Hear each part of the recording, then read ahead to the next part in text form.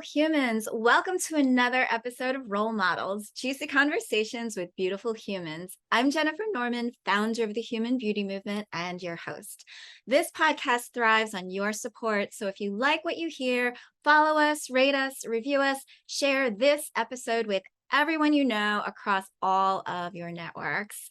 There are a lot of misconceptions about disability. And my next guest is here to tell her story and bust a ton of myths.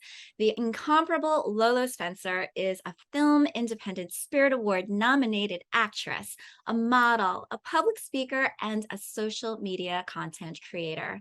She currently stars as Jocelyn in HBO Max's Sex Lives of College Girls, executive produced by Mindy Kaling, and she has a YouTube channel where she showcases the many vantage points of what her life experiences are as a person with a disability. While in high school, Lola received a diagnosis of ALS, more on that later. But despite using a wheelchair for her mobility, she is not about the pity party and is all about sitting pretty. This is a fearless gal who lives her life, does it with vibrant sass and style, and shares a ton of inspiration with others. Welcome, Lolo. Oh my gosh, that was an amazing intro. I'm like, can I steal that to use it in other places? Well deserved, I might add, well deserved. Thank you so much for having me. I'm very excited for this conversation. Yeah, and OMG, the glow up that you have had over the last few years, you've got to tell us all about your origin story. Yes, I was born in Stockton, California. Right, that's the initial origin. My existence starts in a town, Stockton, California. That's where I was born and raised. And, I was really blessed to have like an amazing group of family and friends, and life was always good for me. Honestly, like I have no complaints. We were definitely the family that probably was living in a level of poverty, but never knew it just because we had so much fun and joy and laughter in our home, and you don't realize it maybe until you're like a teenager and you're like, wait a minute, why are we eating the same thing for 2 weeks straight? Like, those kind of things. But my family is full of love. I have a younger brother and an older sister, mom, stepdad, and we just had a good time growing up. Oh, that is amazing. Amazing. So now when you were 14, you started to feel a bit of fatigue and a little bit of hardship with moving. Can you tell us about how that was? And you were in high school, right? Yeah, so I was freshman in high school. Well, I really started to feel some slight differences more towards the end of my 8th grade year. God, that was so long ago. But towards the end of my 8th grade year, because I used to like play street hockey. That was one of the activities at our school, and like dodgeball and tetherball and all these things. So I was pretty active. I wouldn't call myself an athlete. It was just one of the things, well, all the homies are playing over here, so let me go play with them too, kind of thing. And then I started noticing the fatigue. So as we started going into high school, I started to feel it more because I was like walking around campus all on my own this time. And obviously, a high school campus is much larger than a middle school campus. And that's when I started noticing that. And then it was one night, the memory that sticks out the most is one night I was, making my plate for dinner, which was one of the things my mom was always like, yeah, I'll make your own plates. So go in the kitchen, and I reached up in the cabinet for a plate, and my whole arm dropped to the counter, but I didn't drop the plate. So I was kind of confused because I was like, I felt my whole, like my whole body just like went this way. And I was like, but I didn't drop the plate. Like, what just happened? Like, I was like really kind of confused. And up until recently, when I was working on my book, I had to, refer to my mom for a lot of my memories during that time because I was a teenager. My brain was all over the place. And she said that one day I came to her and I said, Mom, I can't jump as high as I used to. I don't know what's going on. And that kind of triggered her to be like, okay, well, let's start going to these doctor's offices. And then from there, we went on a journey for at least a year, maybe a little over a year, of going doctor to doctor, this specialist, that specialist, even to the point where it started to feel abnormal because I was like, why are we seeing another doctor? Like, a part of me was like, I'm not tripping because I don't have to go to class today. But the other part of me started to feel like, okay, well, what are we doing now, Mom? Like, okay. But again, not being able to go to class reigned more important to me at that time. So I was like, cool, we're going to have, oh, and I get to eat off campus. Even better. It's a thing. Another doctor's office, for sure, Mom. Glad to come with you. And then we finally landed at UCSF ALS Center. And then that's when I got my diagnosis. My mom was the one who told me at home. From there, it just kind of been a journey ever since. What was your reaction when you did get that diagnosis? To be honest, I didn't have really a reaction, only because I was the only person. And even then, the word and term disability wasn't even used in the conversation.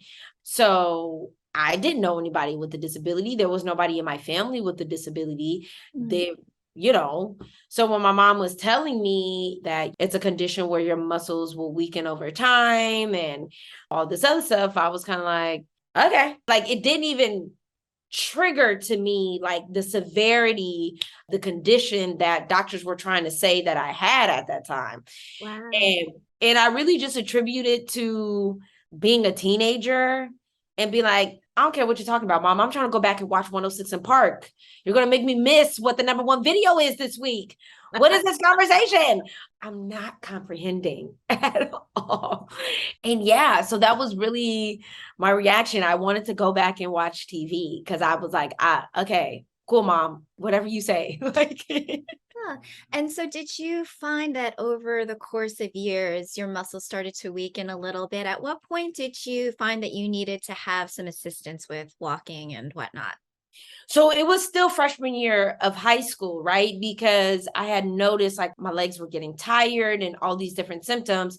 And so then that's when it was recommended for me to use AFOs to help lift my feet so I didn't trip over it. And then we started making certain accommodations. Yeah, for They, those who don't know, AFOs are like these orthopedic booties. They're like boots. My son actually he's grown into, we have stacks and stacks of AFOs because he's been growing. But yeah, they're these supportive boots that you kind of strap on and help your ankles stay in a specific position, and they're helpful for walking. yes, exactly. And at the time, I didn't know that's what they were called. So I just called them my Forrest Gump legs. Like, because that was the only reference I had, right? Is to, I'm like, oh, I'm out here like Forrest Gump, like for sure. Like, who cares? But yeah, and so that's when I started using AFOs, and then certain accommodations at my high school were made, thankfully, because my guidance counselor was incredibly supportive. Shout out to Mr. Bradbury.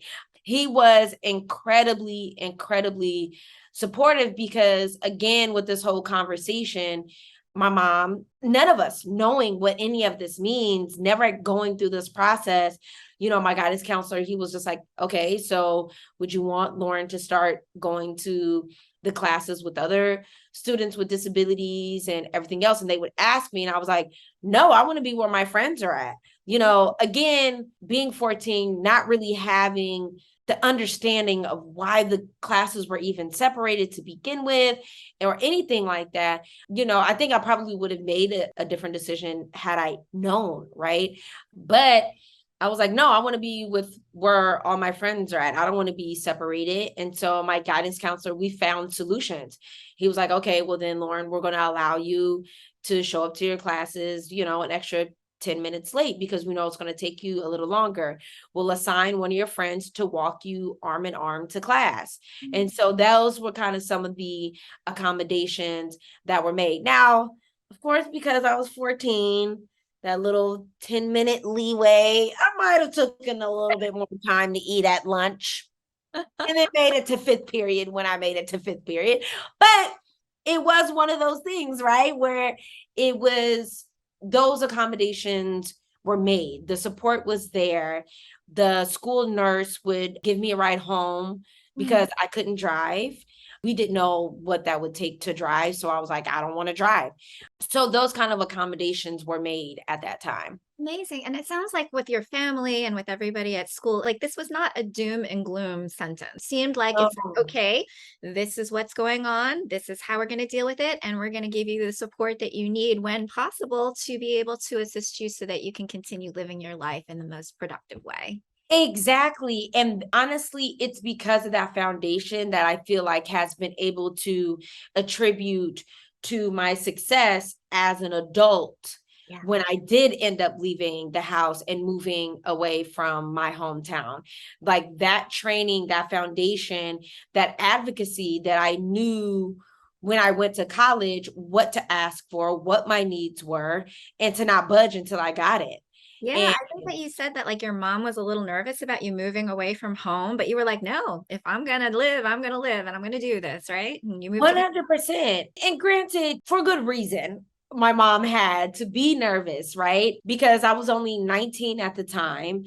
And up until that point, I had always lived at home with my mom. My mom was the one who took care of me. It was down to the point where I was like, oh, I'm actually going to have to go to a nail salon to keep my nails together because my mom always did my nails for me. Aw. So it was like, And was she a single mom at this point, or was she remarried? well, she wasn't necessarily remarried, but my brother's father was there. Oh, And so there was always that support. But my mom is one of those, she is a mom's mom. Like she is a mama bear. Don't you mess with her cubs. Don't you come close to trying to mess with her cubs. She does not play to this day. And all three of us are incredible. Like my brother's 28. We are grown. But my mom, if we're like, yo, mom, we need help with this.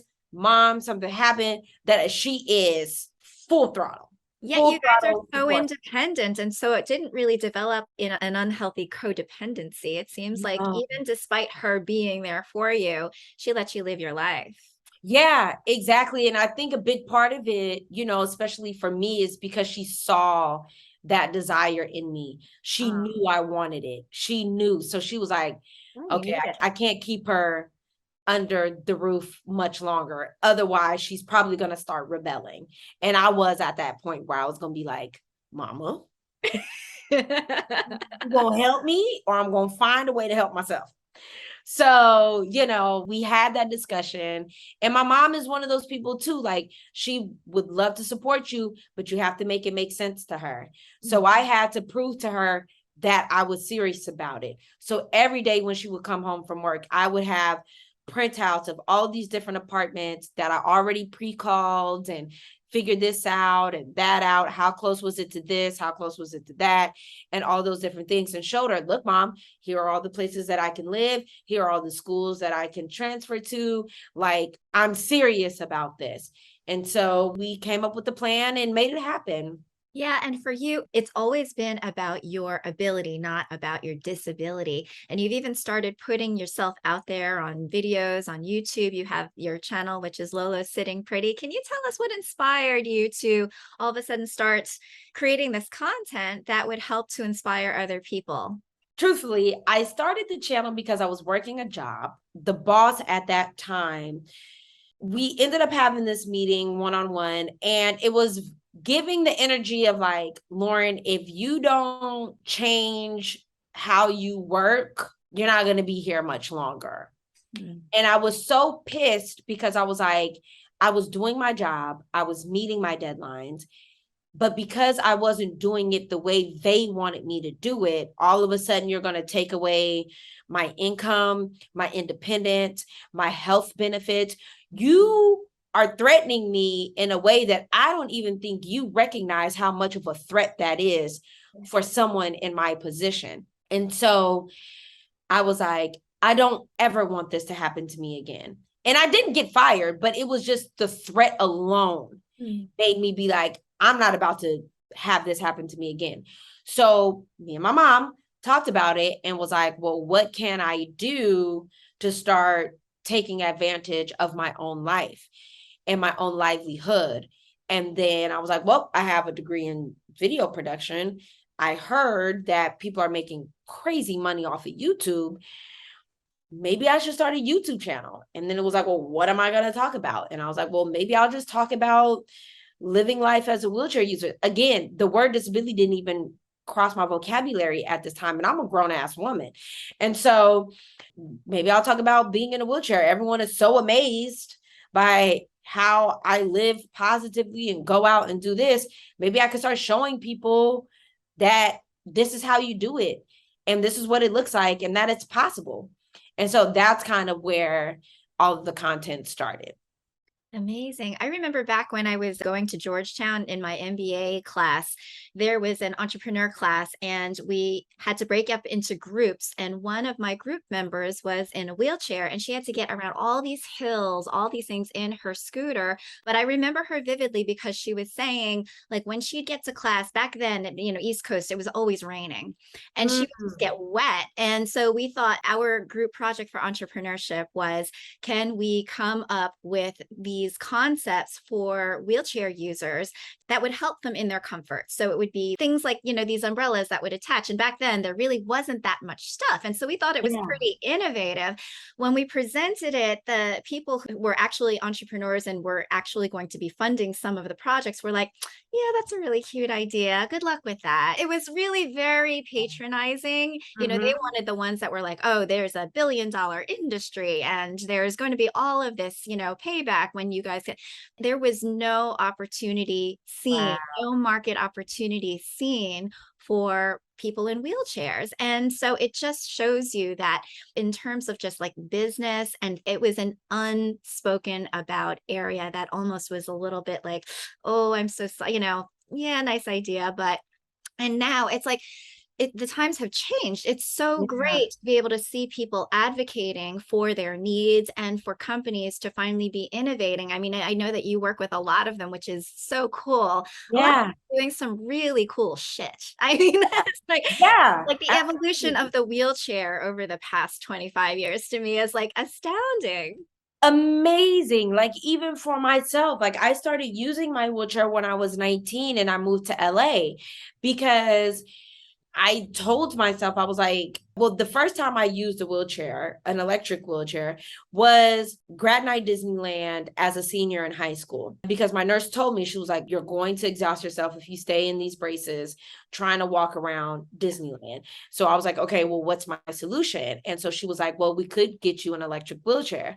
And I was just like, and of course, not knowing disability culture at all, I'm like, oh, wheelchair, I don't know about that. Like, that's doing too much. Like, that was like the way I internalized it at that time was like, now you're really trying to make me look like a person with a disability. Again, not knowing anything about what it means to be disabled, my own internalized ableism, right?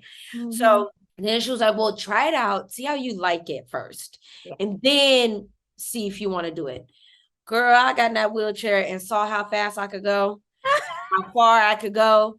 And I wasn't tired. I said, oh, y'all should have brought this to me sooner. Like, I just was like, oh my gosh, this is the best thing ever. Literally ever. And so my whole mind shifted on what it meant to use a wheelchair. And so that was the first time I used it. So at 19, when I moved to LA, it ended up becoming my main form of getting around. And so from 19 to now, I'm 35, the evolution of the wheelchair and learning about the chairs that could, like the one that's actually in the background, that's the Will Model F. And that one collapses, but it's still an electric chair. So I still get my independence. It collapses. It's no more than, I think, 45 or 50 pounds. It's still relatively lightweight. I have friends, they throw it in the backseat of their cars. They put it in the trunk, wherever it is. And we can go around now. I don't have to get pushed around. I don't have to worry about all those things. So that wasn't there when I was 19. Because my God, if it was, the places I would have went with my friends, it would have been a whole other level of experience.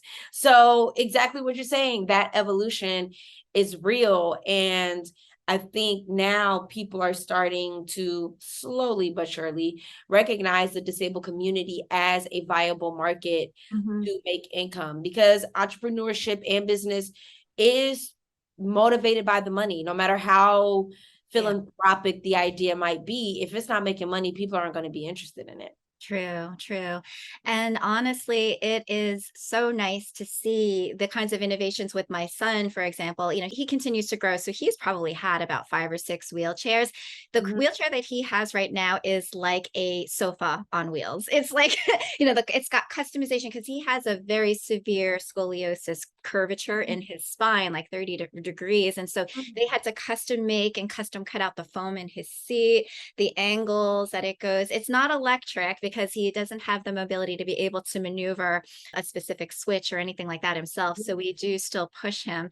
Yeah. And they had to literally, they jerry rigged it so that they could put bicycle brakes on it because his previous wheelchairs didn't have brakes. And so we'd go like down a hill and it'd be like, it's like, it would be like No. 200 pounds and me trying to like, hold it back to go down, and any amount of incline was frightening. So it Yes. was literally very, very customized. It was really like, to me, the heart and soul that people put into actually creating these to suit individuals and to make sure that they're comfortable is just, it's been really wonderful to see how things have come along. I love that. I love to hear that. And yeah, and it matters, you know. I Yeah. think the next big innovation for me that I've been, considering and thinking about is now the aesthetic of these chairs, right? Oh Like, yeah. let's make them look real good. Them look You sexy. know me, I'm a Call it fashion. a style. Yeah, You know yeah. what I mean? I'm a fashion girl. So I'm gonna want style. I'm gonna want sass. So we're working on that next. Yeah, for sure. I mean, I wanted to point out your shirt, which says F stairs. And, Yes. certainly I have seen these new things that actually will go up and down stairs. They look frightening to me, but I was like, oh my Terrifying. God, that is so cool. But I also live in LA, and there is quite a lot of accessibility in LA, Yeah. except when it comes to houses. And Yes. like, can I tell you, when I have been on the home search for me and my son, it brings me to tears. It Yeah. absolutely brings me to tears because the stairs and the narrow hallways, especially in like the older, like some of the newer homes, yeah, they've got the doors that are 30, 32 inches wide, but hundreds and hundreds of houses I've had to try to go into and look for. And it's just, nope. I walk in and I walk out. I'm like, nope, nope, nope, Yep. nope, nope. Like it just would not work for him. And it takes such a long time to find something that is just right, even with the amount of stuff that's around. And so, I'm just like, for me and my advocacy, it's like whatever these home builders can do, because, obviously the ADA is in place for public places and Yeah. for commercial buildings and things like that, and apartment buildings. But when it comes to homes, it's like, God, do something about this. I'm so glad you said that, because that's always been one of the challenges living in LA independently, is finding apartments that are accessible or housing that's accessible, because even though the ADA exists for, like you said, commercials and apartments and stuff, that doesn't mean that these people are following these rules. Yeah, condos, no, the older ones. Condos, no, still apartments. Like, it takes forever when I need to move to find something Yeah. that's accessible, because there's certain levels of accessibility, right? Like, it Mhm. may be accessible, like you could get in the building, Mhm. but that's the only entrance and exit, right? So like, in the event Yes. of an emergency, why is this the only way that I can get in and out? And technically I still can't even get out that, Yeah, you know, that's there. another thing, yeah, with LA, because we have so many earthquakes, the power is always going out.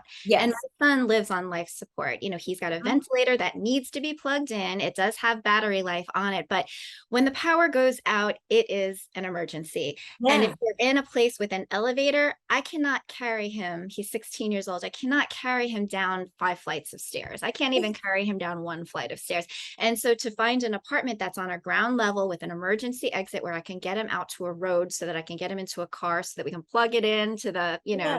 cigarette lighter so that he can breathe, that's a Yeah. big deal. Yeah. That's a big consideration. No, it's a really big deal, and people are not thinking about it enough. Like, they think, oh, just because there's an elevator, but it's like, and then what happens? when the fire alarm goes off or like the power goes out. These are things that happen on a regular basis. So I'm just glad that you mentioned it, because even for myself, like I started thinking about, okay, home ownership, but I'm like, am I going to have to get to a point where I'm waiting until I'm able to build something from the ground up, or I have a pot of money to renovate something, and all these different things. And so it's a lot to think about when it's like most people, they just get to go in and out and be like, I just don't like the walls, so I'm going to pick a different house. And it's just like, yeah. Lucky for you, ma'am.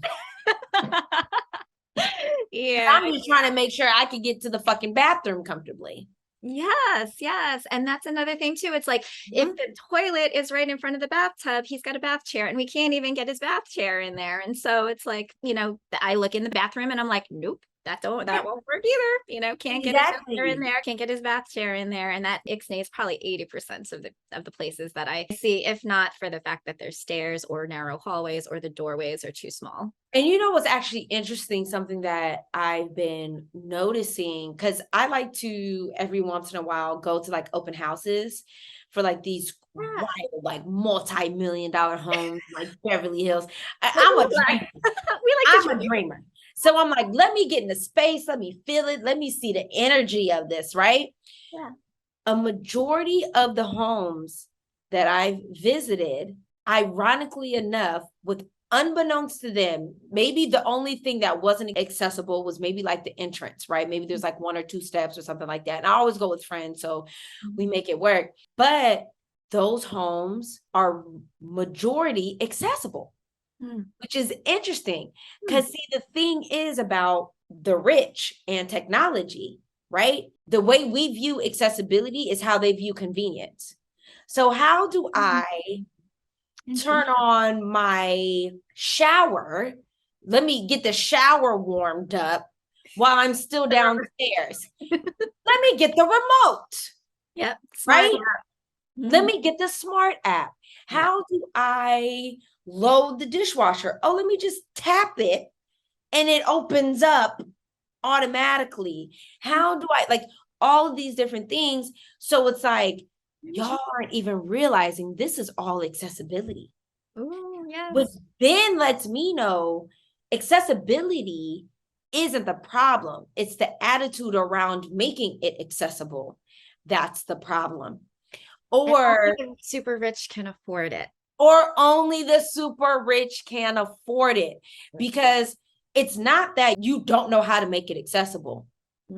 Y'all know the technology it takes to make it accessible, but it's only accessible to the rich because you guys have thought of it in a way of a privilege of convenience versus a need for accessibility. The only difference between the two is the attitude. It's not really the money. It's not really infrastructure. It's literally the attitude. Yeah. And that was one of the biggest things that I noticed when I go to these multi-million-dollar homes got elevators in them. Yeah. See-through ones too. So if you're claustrophobic, you can at least see through the glass, and hopefully that lessens the anxiety of it. But it's like, how is there an elevator in this house? But when I went to this apartment building that has 50 units, there's no elevator. Yeah. Yeah. I don't go to those open houses just on a whim, but I do scroll TikTok, and boy, those places in Dubai and Singapore, I'm like, yeah, you're right. Some of them are like amazing to see all of the different gadgets that people have in their homes over there. Exactly. It's incredible to witness. It's incredible to witness. Open floor plans, fucking homes that don't even have doors on them sometimes because they just want to. And I'm like, you guys have no idea. Yeah. This accessibility. Yeah. Now, speaking of accessibility, you have been a model for some really great brands who have been thinking about accessibility and adaptation as well. Can you give a shout out to some of your favorites? Well, I mean, of course, gotta give a shout out to Tommy Hilfiger Adaptive. Yay. I mean, Tommy Hilfiger, we love them. Yes, they introduced me to adaptive clothing for sure. Izzy Adaptive is another one based out of, I think Izzy is in Canada. She's based out of Canada, designer, but she makes adaptive clothing as well. Her pants were the first adaptive pants that I tried. And then I saw that Tommy Hilfiger had an adaptive line. And I was like, what is this? Where did this come from? So those, as far as like fashion, have definitely been top And for tier. kids, I just want to give a shout out to Target, Cat and Jack. They have amazing kids adaptive clothing that my son loves. Exactly. And so they are definitely like the two that stick out in my head right now as far as like adaptive clothing. And you have an amazing stylist who I have to say, I just love what she puts you in. Give a little bit of love for her. Of course, we always give Stephanie Thomas her flowers. Disability fashion stylist, has been for over 25 years. She specializes in dressing people with disabilities. She's come up with her own dressing system that allows people with disabilities to dress themselves with dignity and pride, independence. She's come up with this system because we know adaptive fashion isn't the norm yet, right? So her system allows you to be able to go to any clothing store and know how to shop for yourself, for your body type, for your needs in a way that allows you to still be stylish, allows you to still dress with the brands that you want to dress with, and continue to just build your own style from there. So Stephanie Thomas is a living legend. She's incredible. And she changed my entire sense of style on a personal level and professionally. I love that. And I love that she's also very much into sustainability. She'll take you to Goodwill. It's not that you have to spend a fortune to find these things. You can find them anywhere. Anywhere. As long as you have the tools, you can find your clothes anywhere. Yeah. Let's talk about your acting. Oh my goodness. You want Disney Liberty? I saw the trailer for that recently and I'm like, I was in tears just like watching that. You were nominated for an Independent Spirit Film Award, I believe, for that, right? And now you are also playing Jocelyn on The Sex Lives of College Girls by Mindy Kaling. Can you tell me a little bit about that? Well, Sex Lives is time. It is juicy. Talk about juicy conversations. That is juicy. Yeah. Sex Lives is a wonderful show.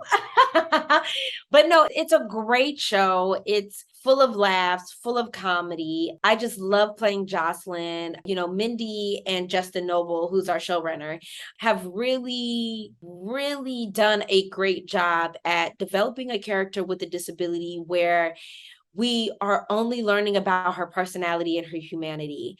And they take real risks with her character and really just making her the one that the main four girls go to know where the parties are at. She is their go-to person for anything, like advice, you know, how to talk to the guys or whatever it is that they're trying to find out. Yeah, or the ladies, like Jocelyn is their go-to girl, right? And you've just never seen that on TV. Yeah. You've never seen it on TV. And it's just such a fun show. It's so funny. It is very grown. It's very adult, you know, and we're talking about real things that the girls go through. So for my character to just be a supporting person in their lives and their growth in college, it's been amazing. And so, you know, season 2 is coming and it's bigger and better. Yeah, I was reading when trying to cast for the role and then they came across you. They were like, oh no, we're done. We don't need to look at anybody else for this role because you are Jocelyn. It was like that expression, like, yeah, like it's like you happen to be in a wheelchair. You happen to, but you are totally, you know, out there. You are totally very, very much a person that just lives her life, you know, with fearlessness and fierceness. So exactly. And so season 2 is going to be bigger, better, and bolder. That's for sure. Amazing. Y'all get ready for season 2. I am so excited, but I know that there is much more inclusivity nowadays in entertainment. But how are you feeling about the current state? And are you thinking like there's still more that can be done, or definitely. There's definitely so much more that can be done. I do feel like there is a shift happening, which I'm grateful for. But of course, yeah, so much more can be done. You know, there's so many more lively characters that can be created. There's so much creativity to still be done around actors with disabilities and playing just roles that don't necessarily have to be called out for disability. But if there is a role specifically that encompasses a person with a disability, then don't shy away from their existence, their humanity, and their personality. You do not have to create a character that, one, is surrounded, the crux of their story is about their disability, or two, make the character so far to the left that it's not about their disability, that is unrealistic as well, if that makes sense, right? Because I've come across some projects, it's part of the process of being an actor, right? Where, there's always that dialogue or that monologue of like, I'm not my disability and I do what I want and da da da. You don't even have to say that. You Yeah. don't have Trying to too hard. We don't have to do any of that. Like, you don't have to prove that this character is not solely just identifying with their disability. Like, this character is just a character. Like, that's all we have to do. Yeah. Is just make it about the person, the character, and their humanity. Yeah, I think that the first time I had come across that was Glee, actually, with Ryan Murphy. And it was just like, yeah, there's the boy in the wheelchair, there's the girl with Downs, but it was never an apology. It was just like they're characters and they play a role just like everybody else does. And that's life. It doesn't need to be mentioned or called out or singled out or any of that, which I think is really a very classy way of doing it, and one that does showcase anybody who may be neurodivergent or have a physical differentiation. It brings back the humanity. Just that this might be what I am, just like my eye color, just like my skin tone, just like any other difference. It's just I am me, and this is how I operate. Exactly. It's just that simple. It does not need to be this whole inspiration moment. Like I've always said, even about my own content, like I never created content with the intention to inspire. If it happens to inspire you, wonderful. I love that. Thank you. I'm glad that sharing. You're just sharing. But I'm literally just sharing my experiences. I literally don't brainstorm and be like, how am I going to inspire the world today? I don't give a fuck if I inspire anybody. Honestly, I'm just trying to share to show that it's possible. I loved your most recent reel where you were like, okay, no, you don't have to pray for me. Nope, not me. Somebody else. You don't pray for me. Yeah, like that's one of those things that people get mixed up too, is like, you assume that the toughest thing in our life is our disability. And it's like, no, it might simply be because I'm like, I can't figure out what I want to eat today. And this is really pissing me off. Like, What about for the people who are still living in that mindset, though? I mean, obviously you come across them all the time, I'm sure. Of course. Like what can they do to get out of that, what I would call it? I hate to say this because I know that with compassion, I just want to use the word pity party, but I say it with love. It's just like, you don't have to feel sorry for yourself, and nobody else has to feel sorry for you either. Exactly. But if there are things that we need to do in order to be aware and make life more convenient so that we are an accessible environment, then that's different. That's different than feeling pity, right? Exactly. And I think you exactly touched on that, right? Is like, you have to, if you are the particular person with the disability and you seem to have a challenge breaking out of feeling sorry for yourself or feel down for yourself. I've had real conversations with some people. I always tell people first, I get it. I can understand it. I can empathize with it, but also just know that it's a process to also get to where I'm at as well, right? Don't expect yourself to go from feeling like you were saying, kind of like in that pity party world, and then tomorrow you're just all of a sudden going to be like the most proud of who you are as a person with a disability. Doesn't happen that way. It's an everyday process. There's things that still trigger me, that piss me off, that I'm like, see, if I wasn't in a wheelchair, this would never, like, so we have to be mindful of these things, but understand, one, that it's a process, but two, the way I look at it is, does it make you feel good to be in that pity party? Are you happy being there? Yeah. Does it make you joyful? Yeah. Do people like being around you when you're there? Do you have fun in that space? If all of those answers are no, do whatever you think is going to give you the opposite feeling. So good. Oh my God. Yes, yes, yes. Disability or not, any human being, those are your criteria. Those Exactly. are your criteria. Does it make you happy? Do you like yourself for being that way? Do people like being around you? Does it fill you with joy? If not, change yourself, change the game. Yeah. Change it. And that change can be as simple as today I'm going to do something that I want to do. Yeah. That change could be, when people are like, oh, well, I'm a wheelchair user. I don't know how to get around. Google it, find the answer, do whatever you think you can do.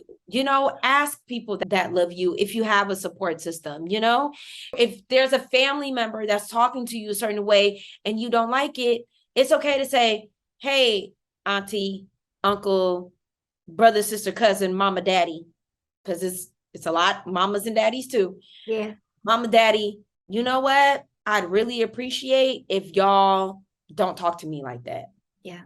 There's And a if certain level of asking for help because you truly need it. And then there's a certain amount of enabling. There's a certain amount of codependency that you might be triggering in your family dynamic or with your friends that causes you to not do enough for yourself when you really can. If you just try, exactly, if you just put the effort into that self-reliance to the point where you feel that you are capable. yeah, Otherwise, ask for help where you need it. Figure it out when you can. exactly that. And know that it's not going to be easy. Yeah. So you're going to have to fight through the frustration of finding those solutions, but the solutions are out there. There's something out there. It may be minimal, but it is out there, and I just encourage, and even if for whatever reason, at the end of the day, if there isn't like a specific, I'm just using transportation as an example, Right. maybe there isn't a transportation service that can help you, right? Maybe there isn't someone that can support you in that way, or whatever the case is, then find those other ways that make you feel joyful, to where maybe it'll drum up your creativity to find a different type of solution. And even if that solution is like, can we move? Can we, don't limit yourself to think like, oh, this is the only way that it's done. And since I can't do it, it's the only way. And it's just like, no. Whole other world out there if you explore it. Exactly. Exactly that. And sometimes it's just a mood shift. Watch a funny movie, eat something you like. Yeah. Those kind of simple things. I'm huge on affirmations. I'm huge on vision boards, all of that kind of stuff. I mean, I know that I could go on a tangent on that all day long, but that'll be another episode for sure. That's another episode. Yes. What do you have coming up? You've said that you've got a book that you've got in the works and you've got some more acting, I believe. Tell us what you got planned. Yeah, so I just finished the manuscript for my book. So it's still going to be a little while until it comes out, but I just finished writing my first book. Sex Lives Season 2 is happening. It was just announced yesterday. I have a voice acting supporting role in a new Disney Junior animation called Firebuds. Premiering on September 21st. So look out for that. I voiced the character of Jazzy, and she's the most adorable. Oh my gosh, I've seen the animation of her and I screamed. I like, oh my, I literally can't even deal. So that's happening September 21st. What else? I'm launching a lifestyle brand called Live Solo. It's a lifestyle brand dedicated to young adults with disabilities, because very similar to this entire conversation, people have always asked me, like, what are your solutions? How did you do this? How did you do that? So this is going to be my opportunity to share all of those different ways that I found hacks, just in my own life, but also being able to bring in other people with disabilities into the brand to write blog posts about their hacks and their solutions that they found based on their particular disability. So that'll be launching within the next few weeks. And yeah, we're just gonna keep growing, keep moving, keep amazing. Lola Spencer, you are a treasure to behold. Oh my goodness. Thank you so much for being a role model, whether you wanted to be or not. I'm calling you a role model, and we got to do this again soon. Absolutely. Thank you so much. I had a great time. Thank you.